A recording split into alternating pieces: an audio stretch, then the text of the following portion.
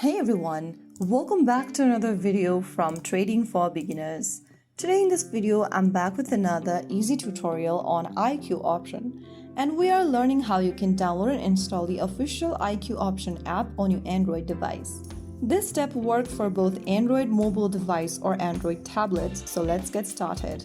First of all, make sure that your device is connected to a stable internet and then launch open Google Play Store. Once you're inside your Google Play Store homepage, go to the search icon at the bottom and tap on it. In the search bar, type in IQ option. Now from the search results, find the IQ option trading platform app from IQ option and tap on the install button. Wait for the download process to complete, which will take you several minutes, depending upon your internet speed. And that's it. You've successfully downloaded the IQ option app on your Android device. Now tap on the open button to get ready to explore the platform and start learning how trading works. If you found the video helpful, don't forget to like, share and subscribe to our channel. I will be back again in the next episode. Thanks for watching.